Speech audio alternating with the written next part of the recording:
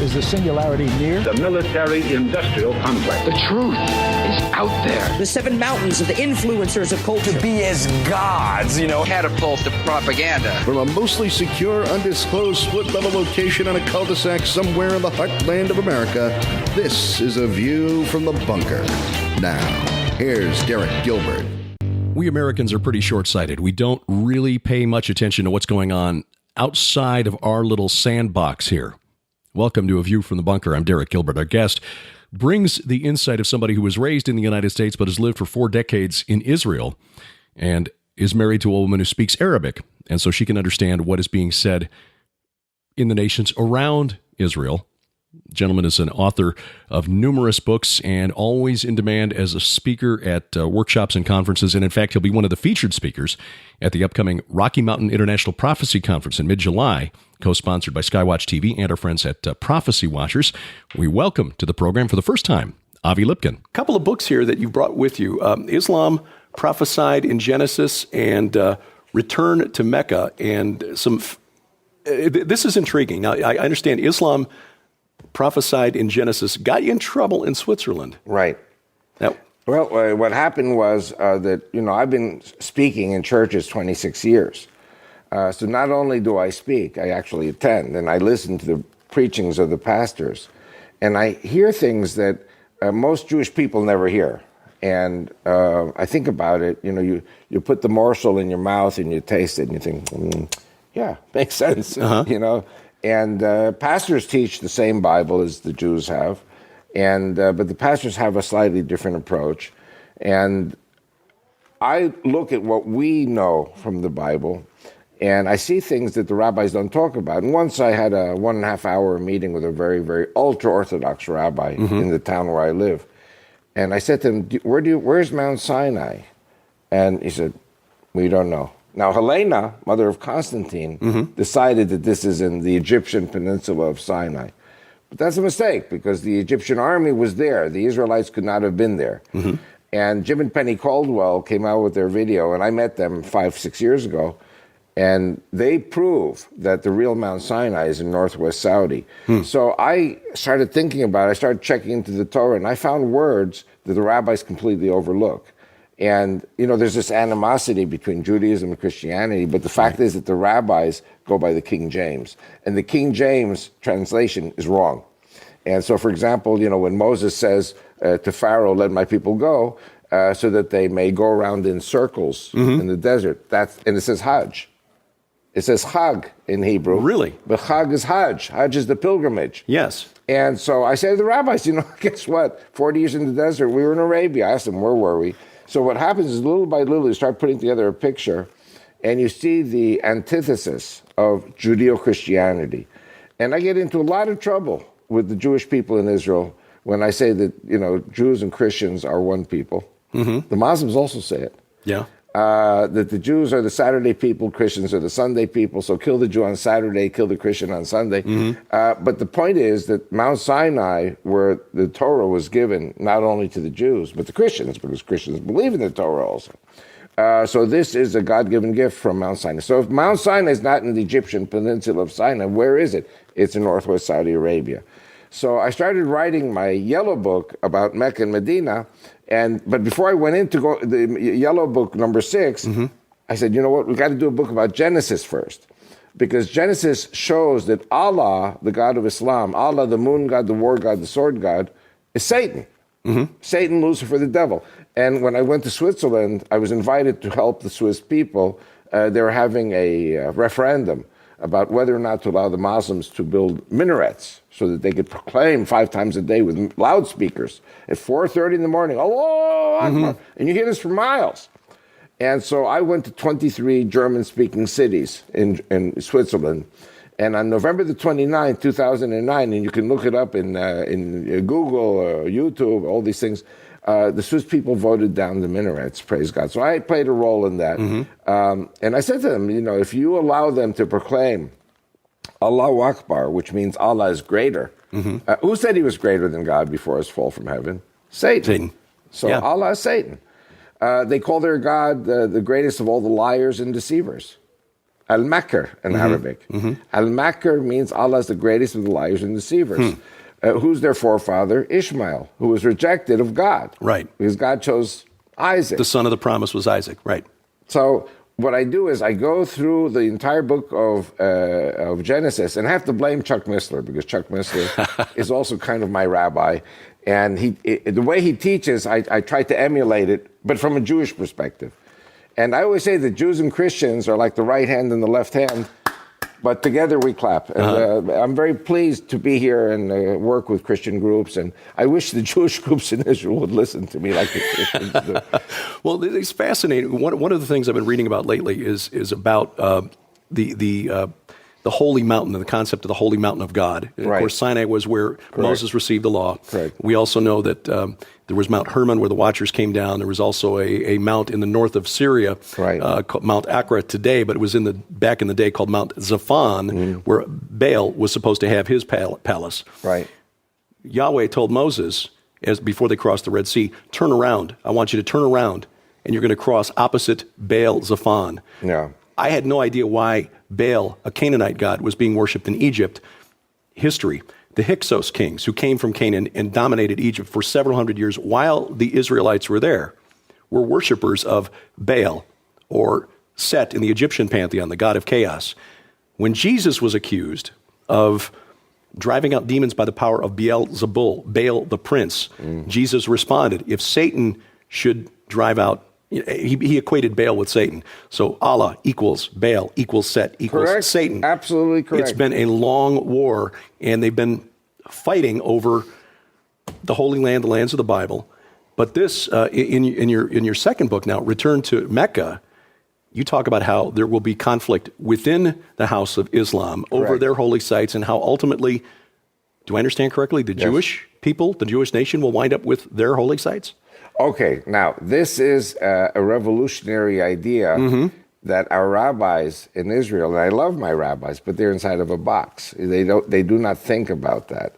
And you ask the rabbis, where's the real Mount Sinai? We don't know. It's not in the Talmud, so if it's not in the Talmud, we don't discuss it. And what I do is I read the Bible. We have a word in Hebrew, pshat. Pshat means you read it word for word, and you analyze each word, and you don't rely on something that rabbis said 1,000 years ago or 1,500 years ago, especially because those rabbis did not know geography, and they did not know Islam.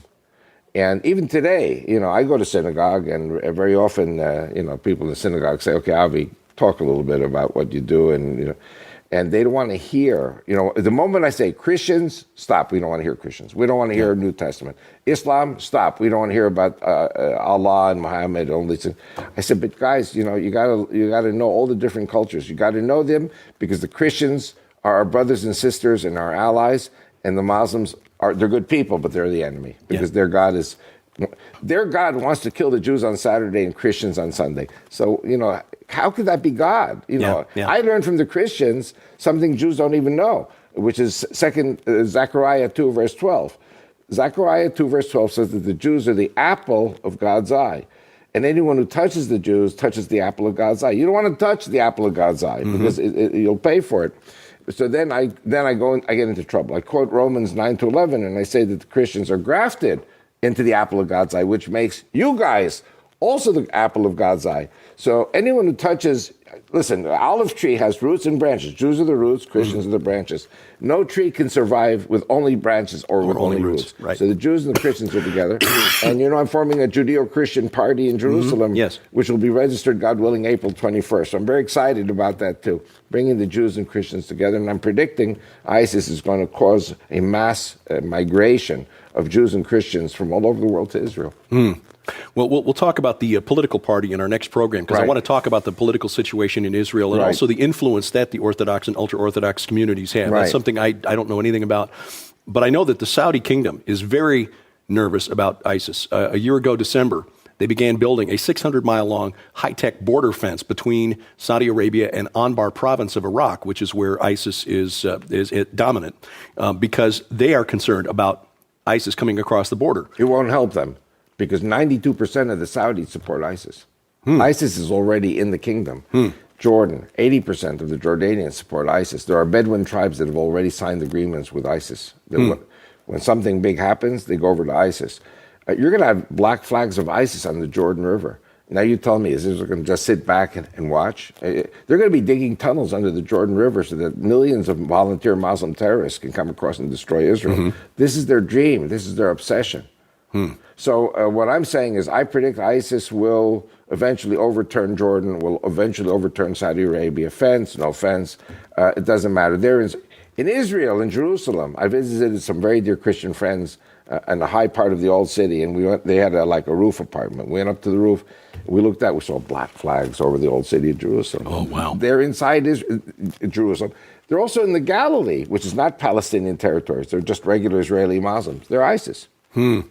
So the threat to the Islamic State, or the threat to the Saudi kingdom, is that ISIS wants the credibility of controlling their holy sites? It's not only controlling. There are three primary things that ISIS wants to do in Saudi Arabia. They want to kill the king and his family, because the king and the family go off to drinking, gambling, and prostitution, right. Which is, how could they be the guardians of the holy places? Secondly, they have 19 million people in Saudi Arabia, but they also have 1 million Hindus from India as slaves, and 1 million Catholics from Philippines. So ISIS says, get rid of them or we will behead all 2 million and we will behead the whole Saudi family. They're very serious about this. They want to blow up the oil wells because the reason Christianity, in their opinion, rules over the world, and for them, Christianity is also China, India, Japan, which are not Christian. Right. But, the one world government economy is because Saudi Arabia plays ball with the one world economy, provides the oil, gets the money, and then reinvests the money in what I call the takeover. In other words, the Saudi king has a plan peacefully to take over the West. ISIS says, no. The West has to be simply destroyed, all the Christians and Jews killed. And they're very serious about it. And finally, the black stone, the Kaaba in the center of Mecca, has to be destroyed, according to ISIS, because Muhammad had no right to incorporate that pagan abomination stone. And they did horrible things there. In other words, you remember the story in the Bible of Phineas, where he skewers Zimri and Cosby in the middle of a sexual act, the Israelite prince and the Midianite princess. There was something called temple prostitution. And Acts 15 and Acts 21 is called fornication. In other words, the Peter and James say to the new believers, avoids eating meat offered to idols and fornication. Right. So fornication is with temple prostitutes. All the religions around at that time had sex. Right. They were defiling the tabernacle. Right. It's not exactly explicit in the text, but they were Phineas was basically, they were right there in the entrance to the temple, the tent. And not only that, they offered their children on the altar of Molech, Baal, at the black stone. They had homosexual relations. They had bestiality, which is sleeping with animals. All these things that God says are an abomination, and He hates them, we're all at the stone. So ISIS says that stone has to be destroyed. Now, the crazy thing is, when ISIS destroys the Kaaba, that's the end of Islam. Yeah.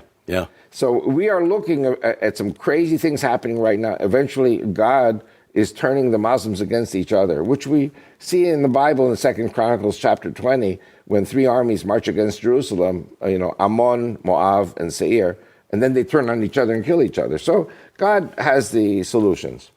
One of the things that I think, we Americans, and you've got a perspective as born and raised here in the United States, but lived most of your life in Israel. Right. So you've got a perspective looking in from the outside at our culture. Correct. As well as being one who's in it, so you can understand it to some extent. We are very narrow in our focus. If it's not happening here in the U.S., if it's not Donald Trump or Hillary Clinton, we don't care. Right. We don't have much of an understanding of the Islamic world. I'm guilty of this. It's only recently I really began to understand the differences between Shia Islam and Sunni Islam, and that there are divisions within those there's subdivisions within those divisions that are not in agreement with one another. Right. The civil war in Syria, is it just as simple as a civil war within the religion, the Shias versus the Sunnis? Okay, well, of course, you have a coalition with Bashar al-Assad, which includes Christians, Druze. Druze are a group descended from Jethro. They're there. They're in Israel, they're Jordan, they're in Lebanon. So Moses' father-in-law, they believe Jethro was their progenitor. Absolutely. And they used to be Muslims, and then about 1,000 years ago, they were declared heretics because the Druze said that Muhammad was not the greatest and latest, but Jethro was. So they were persecuted and killed, and they fled to the mountains of Israel, Lebanon, Jordan, and Syria. And so they're a minority in Syria. So the Christians, the Druze, the Shiites are also a minority. They're only 10% in Syria. And then you have the Kurds in the northeast who actually want autonomy or independence. You have Yazidis. You have all these different, very historic groups going back 2,000 years or more. The rebels, quote unquote, in Syria, ISIS, Jabhat al-Nusra, Al-Qaeda, these are Sunnis. So basically, the population in Syria is 50-50. In other words, 50% Sunnis, 50% minorities, plus some Sunnis who were part of the Ba'ath party and are in the highest levels of Bashar al-Assad's government. Okay. I'm changing the subject a little, but for example, Germany has taken in 1 million Syrians because the Syrians are very well educated. Under the Ba'ath regime of Bashar al-Assad, Hafiz al-Assad, these people learn many, many trades. So of course you have some people who are illiterate, but the Syrian, the element known as the Syrian people, theoretically could be good for a German economy. The problem is if ISIS sends in 4,000 vanguard terrorists with the refugees, they can overturn Germany or Italy or Rome. They even said, these Italians who are picking us up from Libya, as soon as we enter international waters, we are sending our vanguard. We're going to blow up the Vatican, kill the Pope, and take Rome. Something they've been dreaming to do for years. I would say, look at Rome. Look at Rome. I think Rome is the next target because Europeans don't have a clue. Well, and that's the subject of the new book coming up by Tom Horn and Chris Putnam here in just a few weeks. That's exactly what they're writing about. There are also, divisions within the nation of Israel, and this is something, again, we Americans, we're so focused on our own political games, and we barely understand our own political process, much less the political process inside Israel. Here in the United States, we're so used to having just two political parties. It's Democrat, it's Republican. Of course, that drives the Libertarians and the Greens and the Constitution Party people crazy. But it's a rigged game, essentially. In Israel, there are considerably more political parties. You've been working on developing a new political party. What is? Can you give us a kind of a thumbnail sketch of what is the political situation in Israel, and how is the person on the street viewing the situation in Syria? What are the concerns that people there have about things spilling over into Israel? The first thing I have to say is that I always say in the churches that Israel was like a flower in the middle of the desert. Now Israel's like a flower in the middle of a forest fire. And God has his hand on Israel, and he's protecting us, and these countries are all destroying each other. And God says in Exodus, I will fight for you, and you will be still. Be silent, and I will fight for you. And until now, Israel has been very fortunate not to get involved in these wars which are surrounding us. And actually, Israel has been strengthening the king of Jordan and strengthening the president of Egypt. What I wanted to share, by the way, this is my fourth book, and it's called Israel's Bible Block. And it talks about the party, which I'm registering on the 21st of April. I'm submitting it. It takes the Israeli government 6 weeks to review the signatures that they're all alive. Not like in America, where maybe 115% of a county votes for Clinton. I know. I grew up in Chicago, and I was 35 years old before I realized that vote early, vote often was not actual advice from the Cook County Board of Election Commissioners. So I understand. And also from the morgue. We don't discriminate, alive, dead. But this talks about the history of modern Israel in the last 100 years, and it explains why the situation today is ripe for a Judeo-Christian political party. And there will be many rabbis who are going to be very upset with what I'm doing. But the point is this. We, Jews and Christians, agree that the Messiah is a Jew from Israel who speaks Hebrew. Absolutely. So for the Christians, it's Jesus Christ. For the Jews don't know. This Messiah, according to the Jewish definition of the Messiah, has to come not only for one group, he has to come for all the peoples of the world. And what is happening is that the Muslims want to kill the Jews on Saturday, Christians on Sunday. If you have 6 million Jews in America and 80% are intermarried with Christians in America, which is the true statistic. So we're talking about 6 million Jews and perhaps 3-4 million Christians. that both groups, husbands and wives, are going to be killed by ISIS and the children of the intermarriage. Kids can go to church on Sunday. They're not really Jewish, but if the father is Jewish or the mother is Jewish, they will all be killed. Right. It's like the Nazis. And so Israel's population today is 6 million Jews, 500,000 Christians, and 1.5 million Muslims. Now, the Jews in Israel, we have very, very few what I call white Anglo-Saxon Protestant Jews. Yeah. What we have are Jews who came from the Islamic countries. For example, my wife, Rachel. Half the population comes from Islamic countries. Half the population comes from former Soviet socialist bloc. We don't have what Alexis de Tocqueville called, the great American democracy in Israel. We have 33 political parties. Israel is a proportional representation system. So, for example, we have 4 primary blocs. We have, for example, socialists and left liberals. For me, liberal is an anomaly. It's not oxymoron. Liberals, the extreme leftists are liberals with a capital L. But the word liberal with a small L, these are people who really will listen. The liberals with the capital L, they won't listen. They're Soviet socialists. We have fanatic Muslim parties. We have very ultra-Orthodox rabbinic parties. Some of them are Hasidic, some of them are just simply Torah parties. And then we have the Likud and Israel Beiteinu and a few other parties which are, they are populist, nationalist parties. And the prime minister, whoever he may be, has to put together a government based on 61 members of Knesset, at least, out of the 120. So he's got to pick and make deals with some of the smaller parties in addition to his party in order to reach that number. Everything is horse trading. This is like haggling in the market. It's not like here in America where you have a president, you might like him, you might hate him, but he's there for 8 years, or 4 years. Yeah. And nothing you can do about it. And, I have to tell you, I keep hearing about, we're going to impeach Obama. Oh, we're going to impeach Clinton. And in Israel, all the prime minister needs is that one member of Knesset get angry with him, the whole government collapses because he loses.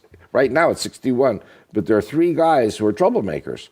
And they're saying if we don't get what we want, it's extortion. Yeah. If we don't get what we want, we're going to bring down the government. Now, I've been reading that Prime Minister Netanyahu's been trying to negotiate with Herzog of a different party, but now Herzog is under investigation for some malfeasance. And everyone is under investigation.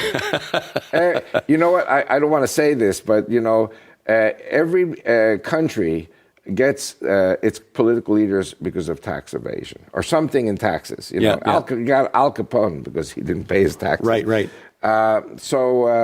We have another case of a minister who sat in jail already 7 years. He was the interior minister. Finally got out of jail, waited another 7 years to clear his name. And he's now the interior minister again. So now they caught him. They said, you have a house in the Galilee worth $2 million. Where did you get the money for this? He never declared it. He's going back to jail again. So Israel's a very challenging place to do politics. Well, again, I'm from Illinois, from Chicago. Illinois has got the best prison food in the country because we've got so many former governors who are living there now. Hey, listen, we got a president and a prime minister, and we got rabbis in our jail. That's it. We got everything. Well, let me ask you about this, because this is something that I've been curious about. Over the last few months, we've seen a stream of reports from Israel of Orthodox and ultra-Orthodox rabbis who are publicly declaring that Messiah his appearance is imminent. And here in the United States, we've got a lot of people who are solid Bible believers, but the dominant culture is not. Most people who call themselves born-again Christians really don't have as firm a grasp of Bible as that term implies. How much influence, and so when somebody like Franklin Graham says, this is what we believe, that doesn't carry a lot of weight with the majority of the American populace. How much influence do the Orthodox and ultra-Orthodox rabbis have with the average people in Israel? I mean, do most people believe that we're in the end times and that the Messiah is about to arrive? Well, in my 4th book about the political party, I give a history of the renewed Jewish population in the land of Israel. The land was empty for many years. The Jews were always there, but small groups. And what has happened is that from 1922 more or less until 1948, Israel was rock solid control of the socialists. And the rabbis, there were very few rabbis because Hitler killed many of the rabbis in the Holocaust. And so Ben-Gurion, who was a socialist and he was not religious, he wanted the votes of the religious to support him. Sure. He said, we will give you money, build your yeshivas, rejuvenate the Torah studying population. We will give you we'll give you exemption from the army. At that time, it was 500 students. Today's 50,000 students are exempt from the army because they're studying yeshivas. So what has happened is that the growth or the resurgence of the ultra-Orthodox and the Hasidim and other groups in Israel, all great people, but they all have a viewpoint which is not really very much interested in what's going on in the world or outside of the box, or with Islam or Christianity. These rabbis focus only on the Judaic studies and the Talmud and the Torah and everything like this. Now, what has happened is also, and if you look up in the computer the word Knesset, Knesset actually is the same word as the Greek ecclesia, which is a church. Yeah. So we say, for example, church in Hebrew, we say Knessia. The N and the L switch. So Knessia is ecclesia. It's the same word. The Christians in Israel have been 2% for 2,000 years. In 1989, 1990, all of a sudden, 1 million people come home from the former Soviet Union. 30% of them are Christian. So they go to the Russian Orthodox Church. Yeah. So now the Christians in Israel are 8%. We have many other groups in Israel. But the point I'm saying is, Israel today, I would say 50% of the Jewish population, or 50, maybe 55% of the population is traditional or religious. 20-30% are socialists, don't believe in anything. And about 20% are ultra-Orthodox. So, but if you look at the Knesset, that's what I was going to say. If you look at the Knesset in the computer, look it up in Google, and you look through the 20 elections over the last 70 years, you're going to see that the right-wing and religious parties are increasing, and the socialists, who were almost the majority in 1948, the socialists are decreasing. They're less and less. Every election, they're going down. They don't marry, they don't have children. Many of them leave the country because if you're not a religious person, you leave the country. Israel's a very hard country to live in. People go to America, they go to Britain like any other people. So what happens is that the trend in Israel is more and more towards the tradition, and more people are talking about the Messiah now. That's very interesting. Kind of the opposite of what's happening here in the United States. Right. Israel's becoming more religious and more conservative all the time. And my party will be religious and conservative for religious and conservative Jews and religious and conservative Christians. That'll be really interesting to see how that works together. Yeah. Yes. Avi Lipkin's website is vicmord.com. You'll see that on your screen, vicmord.com, if you'd like to buy his books or DVDs. And again, he will be one of the featured speakers at the Rocky Mountain International Prophecy Conference coming up in mid-July. That is sold out, but the live stream is available so you can watch it live. All 32 speakers will be featured at least once, and all of those videos will be archived for 6 weeks after the event. If you want information on subscribing to the live stream for the Rocky Mountain International Prophecy Conference, log on to the website of our friends at Prophecy Watchers. That's prophecywatchers.com. Now, because you're paying attention, you no doubt noticed that I said you can see the link on your screen. This is because I happened to snag Avi while he was coming through the Ozarks on his way from Kansas City to Springfield, which is not a direct route, but thankfully Avi was kind enough to detour and swing by our studios at Skywatch TV. You'll also see a couple of daily updates with him and probably a web-only exclusive 30-minute interview with Avi. So we got him for 3 sessions, and you'll see 2 of those this week as daily updates on Skywatch TV. The third one probably going to our YouTube channel. We are working on getting a Roku-only channel set up on the Skywatch TV channel on Roku, and that is where you'll probably see that. Sadly, because we have so many projects in the pipeline at Skywatch TV, which is exciting, it doesn't leave us a whole lot of room for guests from outside coming in. Just to give you an idea of a couple of things coming up, there's a new book that Tom is publishing that features Many of the people that you have seen on Skywatch TV are directly affiliated with Skywatch TV or are part of the milieu in which we operate. It's an anthology called I Predict, in which Tom asked a dozen people to take a topic and speculate about what we might see in that particular area over the next 10 years. Some of the people included in this anthology are yours truly, my best friend and wife, the one around the office who's usually just referred to as the smart one. Sharon has a chapter in there, Tom Horn, of course, but also folks like Josh Tolley writing about economics, Lieutenant Colonel Bob McGinnis, Josh Peck. So a number of other folks who have contributed to this as well, and that book will be released in just a couple of weeks. So that's one project. Then, of course, we've got updates about what's happening out at Whispering Ponies Ranch. Things are coming together nicely there, so that will be featured on an upcoming episode. Of course, Nita Horn's biography, which is very inspiring. Sharon went through multiple Kleenexes in reading the biography, and that is coming out in just a couple of weeks. The official release date on her biography, April 19th. And April 19th, file that date in your memory because we're going to talk about that date here in just a couple of minutes. There are other projects coming up. Lieutenant Colonel Bob McGinnis has a new book that Tom is publishing later this year. I'm working on a book that he's supposed to publish later this year. Of course, there's going to be multiple weeks devoted to the forthcoming book from Tom and Chris Putnam called The Last Roman Emperor, the Islamic Antichrist, and The Final Crusade. It basically is the fourth book in the series that follows On the Path of the Immortals, Exo Vaticana, and Petrus Romanus. And you'll begin seeing those programs in the month of May. So bottom line is, we didn't have a whole lot of time in the schedule, like all the way through December. But with Avi Lipkin in town, we had to grab and get him in the studio and get his opinion on some things anyway. So we'll be making those available, like I said, through our Roku channel at Skywatch TV. And you are actually getting a preview here of the 2 daily updates. I just kind of jammed the audio together and to create a program. He was on limited schedule. He got to our place at about 2:30. He had to be up in Springfield by 5. That's almost an hour drive. So like I said, we just had to basically sit down and start the cameras. Couple of things I wanted to talk about. And there's something here that has been getting a lot of attention. We've been, many of you have been very kind to send links to articles about this.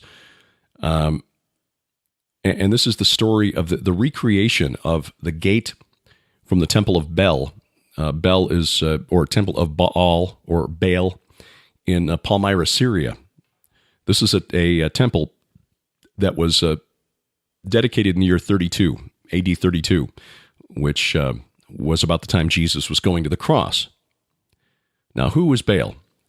Baal is a Canaanite god who was the principal adversary to Yahweh throughout most of the Old Testament, but even into the New Testament. And that the link between Baal, and I know that's not the proper pronunciation, but that's what most of us use, so I'll use that just for familiarity's sake. It should be Baal. But anyway, Baal was equated with Satan by Jesus himself.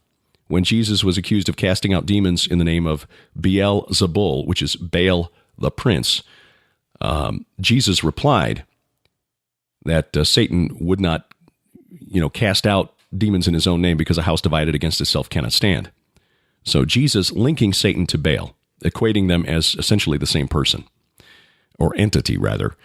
When you go back in history to Moses and the Exodus, earlier this year on our Gilbert House Fellowship, actually last year, Sharon and I were going through that period of that section of the book of Exodus and stumbled onto something I'd never noticed before, and I've never heard a pastor preach on when talking about the Exodus. And that was that before they crossed the Red Sea, God commanded Moses to turn back. Okay? You've got hundreds of thousands of Israelites fleeing Egypt, the Pharaoh changing his mind and sending the cavalry out after them, the most feared military in the ancient Near East, the chariots crossing the desert, chasing the Israelites, raising a cloud of dust that the Israelites can see off in the distance. And then the word comes from the front of the column Moses says we got to turn around. What? Yeah, says Yahweh gave him a message. We got to turn around. We got to go back. Toward the Egyptians. Yes, toward the Egyptians. Now just imagine you're the poor schlub at the end of the line, and you get that message. Anyway, they turned around because Yahweh wanted them to cross at a place called Pi Hahiroth, opposite Baal Zephon. And so when I dug into that, I found something I'd never known before. And if you know this and I'm repeating old news, forgive me, but I just think this is fascinating. Baal Zephon was Lord of the North. Well, there was a Mount Zephon in what is now northern Syria. It is now Jebel Akra, or Mount Akra, in northern Syria, near the town of Antioch. It's near the coast of the Mediterranean, very close to the Turkish border. That was known in the ancient world as the location of the palace of Baal. That's where Baal's holy mountain was, his cosmic mountain. And I was puzzled. Why would Baal be worshipped in Egypt? Well, I guess he was really well known across the ancient Near East, and even the Egyptians took him into their pantheon. Well, no, not exactly. I had forgotten that during the period of time when the Israelites were in Egypt, Egypt was under the control of foreign rulers called the Hyksos. This is the second intermediate period. A period between home rule, if you will. I mean, there were still Egyptian kings, but they were ruling in Upper Egypt, which was southern Egypt, closer to Ethiopia, or Cush back in the day. Whereas these foreign rulers, the Hyksos, were ruling Lower Egypt, which is closer to the Mediterranean, the Nile Delta. And they were Baal worshippers. Not only that, but the most powerful of the Hyksos kings, pharaohs, whose name was Apophis, was a monotheist. He worshipped only Baal. Although in their culture, they equated Baal with Set. Now, Set was the chaos god in Egyptian, or rather in the Greek pantheon, equated with Typhon, which would be equated with Tiamat, the ancient primordial chaos dragon, Leviathan, if you will. So you've got this link to this old dragon prophesied to come again. In Sumerian myth, by the way, Tiamat was a seven-headed dragon. And we know that there is a seven-headed dragon that appears again in the book of Revelation in the future. You're beginning to see the connections. So Baal was the god of the Hyksos pharaohs, and would have been the god of the Hyksos pharaoh, most likely, chasing after the Israelites. And so Yahweh tells the Israelites, turn around, cross at this place that is sacred to Baal, who is supposed to be the god of maritime navigation, the god of storms. And so at a site sacred to Baal, and then crossing a medium water, the ocean, the sea, that was supposed to be Baal's jurisdiction, Yahweh totally shows him up. Isn't it amazing? Well, so now fast forward 3,500 years, if you will, and we find that the Islamic State destroys the Temple of Bel in Palmyra, Syria. But because of photographs that have been taken of the archway, the gateway to this temple, a group called the Institute for Digital Archaeology on April 19th is going to raise a reconstruction of this arch in Trafalgar Square, London. They're recreating this with big 3D printers using basically rock dust and, rubber cement or something. They're 3D printing a replica of this giant gate from the Temple of Bel, the Temple of Baal in Palmyra. Now, eventually, they're going to put one of these up in London, one of these in New York, in Times Square. This, by the way, being done in conjunction with World Heritage Week, so the story goes. And according to the articles that I've read, it's supposed to be a gesture of defiance to the Islamic State for destroying this. The funny thing, of course, is that just like the Islamic State, setting up a gate to the Temple of Bel, Satan, Set, is doing the same thing as the Islamic State, which is spreading the doctrines of demons. But Sharon picked up on something that I had not noticed before. Again, the stories we've read, Times Square, Trafalgar Square, setting up these gates, replicas of the gates. And by the way, there have been stories out there in Christian media saying they're setting up the Temple of Baal. No, it's not the temple. It's a replica of the gate. I mean, that's bad enough, but let's not exaggerate. Let's not get sensational here. But Sharon noticed something that I was not aware of, that London and New York are already linked by a matching pair of ancient Egyptian obelisks called the Needles of Cleopatra. These obelisks date back about 3,500 years, not long after the Israelites fled Egypt, by the way. This would have been Thutmose III, the pharaoh who had these erected in the city of Heliopolis. They are an identical pair. And, of course, when we in the West came into Egypt in the 19th century, we decided that for safekeeping, we had to take all of their stuff and take it to New York and London. So there's one in London, one in New York, a matching pair. And, of course, New York and London are the financial capitals of the world. Really, the bankers of London, the city of London, and the bankers of Wall Street essentially play the tune to which the world must dance. So we've got these obelisks, which represent the phallus of Osiris, okay, in both London and New York. And ultimately, these gates for the Temple of Bel, Baal, Set, Satan, will be erected in both of those cities as well. And Sharon said, this is like Ghostbusters. We've got the keymasters, and now we've got the gatekeepers. Like, oh, yeah. Well, that's interesting. Now, spiritually, supernaturally, what does this mean? To be honest with you, I don't really know. But I don't think it would hurt for us to pray that God would thwart whatever plans, that might be involved in this. As a friend of mine once said, look, if these fallen angels that misrepresent themselves as gods really need for us to do these certain things in order for them to have permission to work their whatever, then they're pretty lame. So I don't know if there's anything more than just symbolism involved here. But I think that's creepy enough. Now, there have been some stories out there, and I just want to touch on this for a moment or two, that say that April 19th is the first date of a 13-day series of ceremonies called the Blood Feast of Moloch, or the Blood Feast of Baal. And that there's human sacrifice involved in this, and there's some Illuminati Moloch cult that is behind all of this.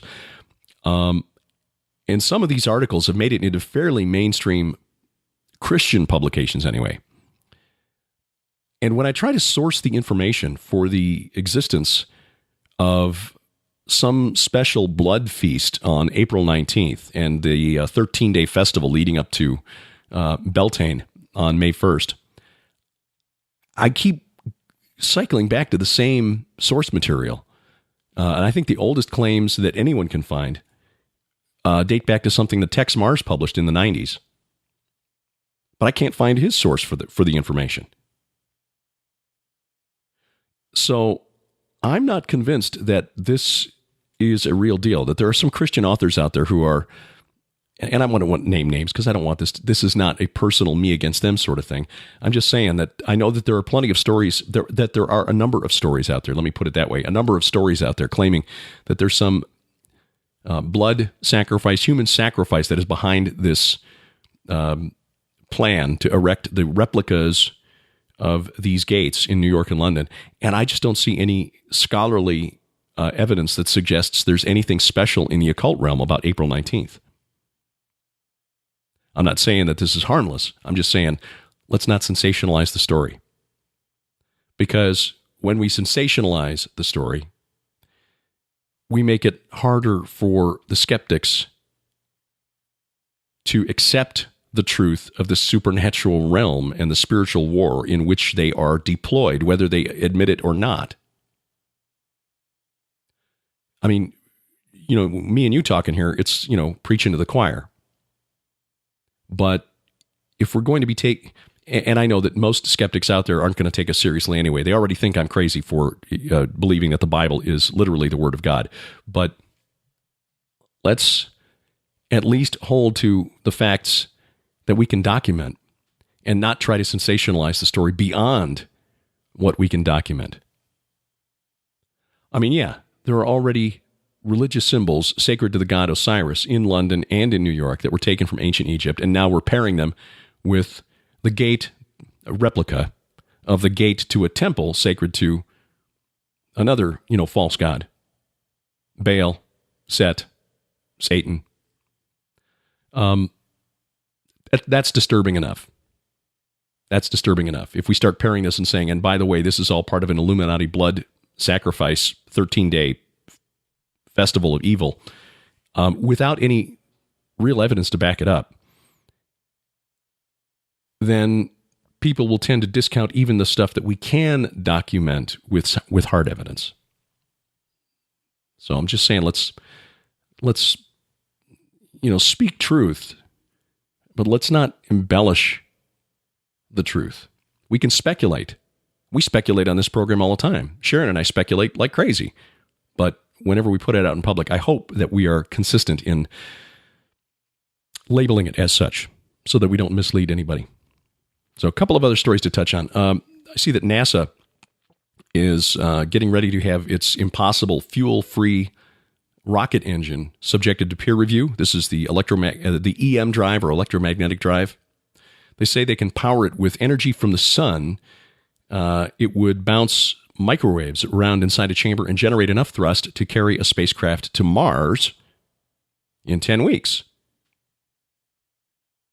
Now, peer review doesn't mean that the science actually works. There is, and I should have done this again. Second time this week I've brought up this story and forgot to look up the numbers here. But there was a recent survey done of peer-reviewed articles that have appeared in journals over the past few years and found that fewer than half of the experiments that make it into peer-reviewed journals can be replicated. And it just makes you go, what? I mean, how does it get peer review if these guys publish an experiment? I mean, the whole point of science is that you can replicate it to confirm the results. If you can't confirm it, why is it in a peer-reviewed journal? So just because the NASA EM drive is going to be subjected to peer review doesn't necessarily mean it's going to work. Although they have done a proof of concept, and it does appear that there's promise to this. So we shall see. But speaking of getting to outer space, physicists are a little concerned about attracting too much attention to ourselves, apparently. And they've designed a system to cloak the Earth from extraterrestrial eyes.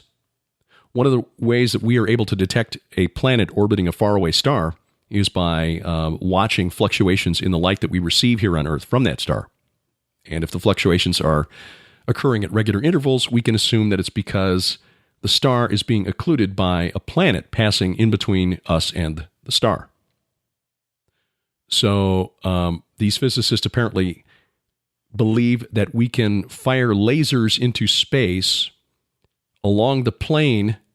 You draw a line from the center of the sun through the center of the Earth and shoot a laser out into space in that direction so that the guys in Zeta Reticuli never know that there's an Earth passing in front of the sun. I don't think we have to worry about that, actually.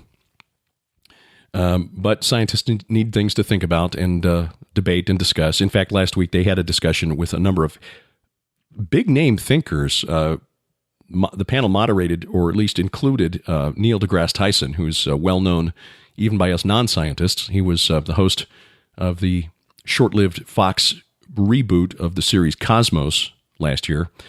A group of them on Tuesday night gathered at the American Museum of Natural History in New York, joined by Lisa Randall, theoretical physicist at Harvard, Max Tegmark, cosmologist at MIT, David Chalmers, professor of philosophy at New York University, Zoret Davoudi, a theoretical physicist from MIT, and James Gates, theoretical physicist from the University of Maryland. Okay, these are not cranks. Mainstream, respected scientists, and the topic of their discussion was whether we live in a holographic simulation, a cosmic hologram. So they were asked, what is the likelihood that the universe is, in fact, a simulation? Mr. Tegmark said, or Dr. Tegmark said 17%. Dr. Randall, theoretical physicist, said 0%. Dr. Chalmers, the professor of philosophy, I think had the most interesting answer and probably the most accurate answer.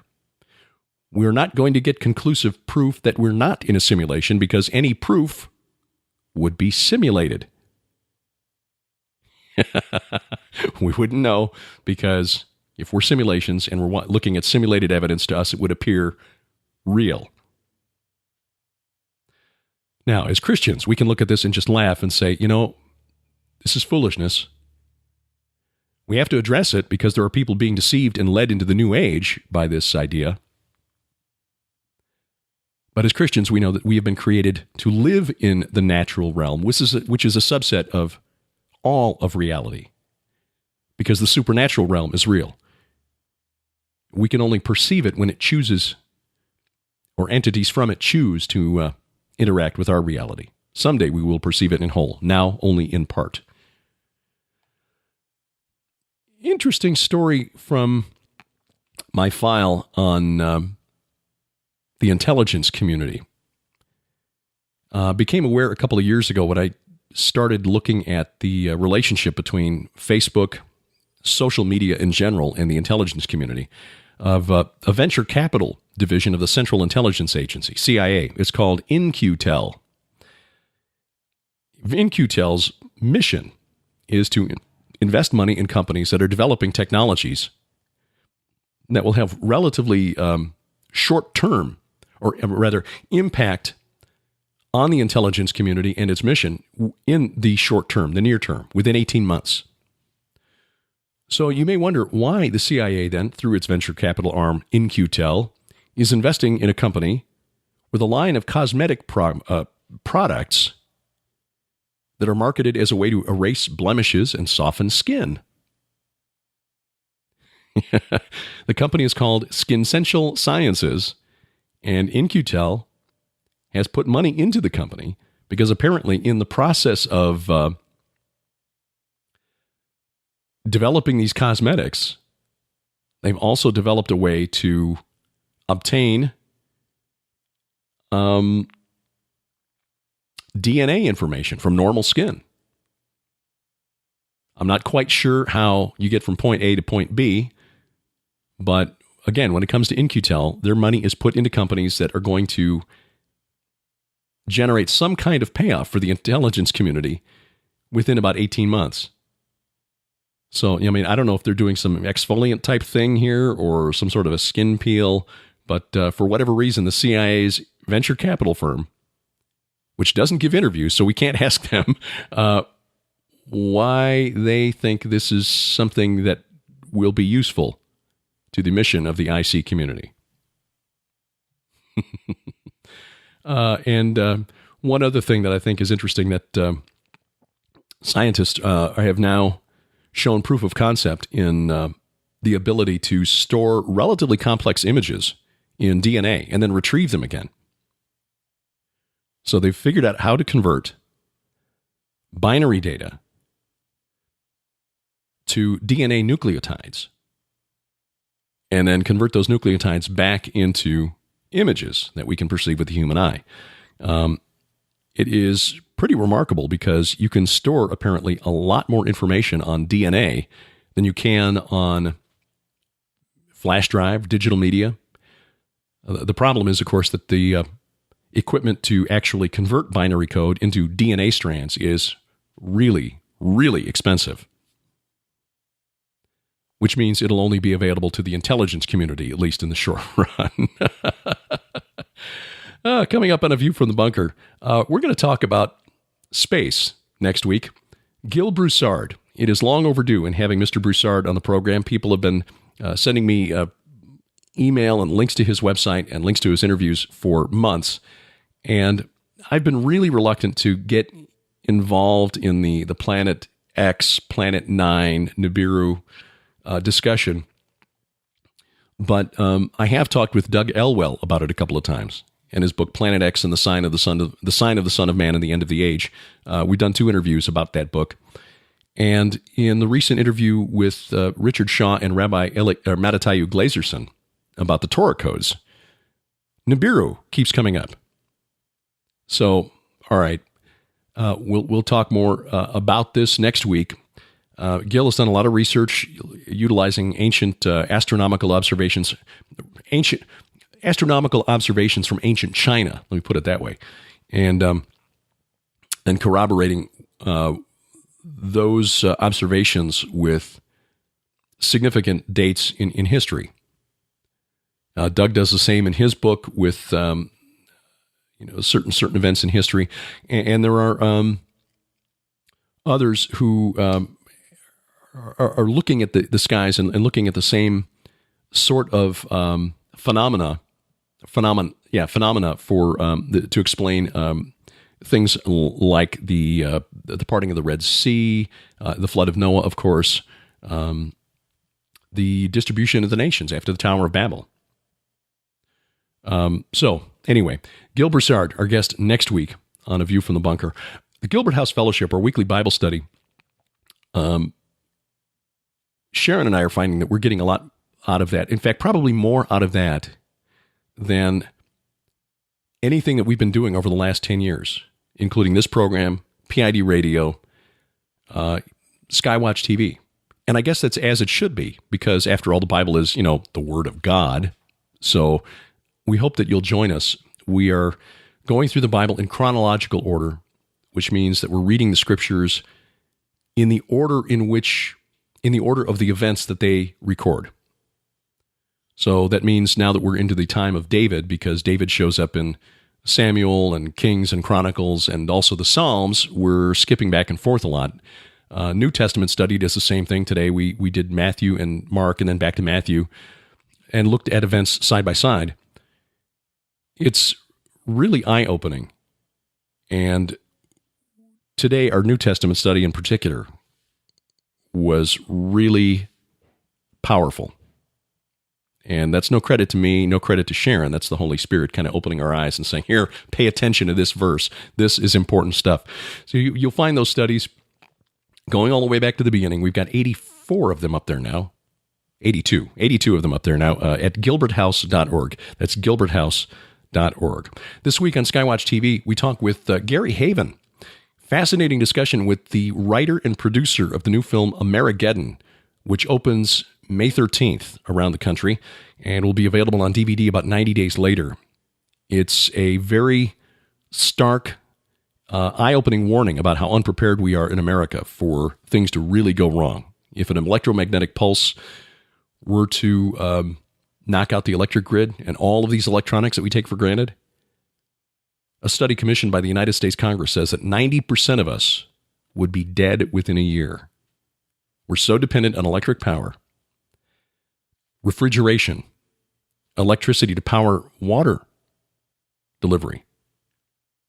90% of us dead in a year, and yet we're unprepared. Gary Haven talks about that this week on Skywatch TV. If you want a list of dates and times when you can see that program, you'll find the channel listing and time listing at skywatchtv.com. Look in the top menu bar there. There's links there in the top menu, the top bar, and the link says channel listing, and that'll take you to a list of channels, stations, networks, dates, and times where you can find Skywatch TV.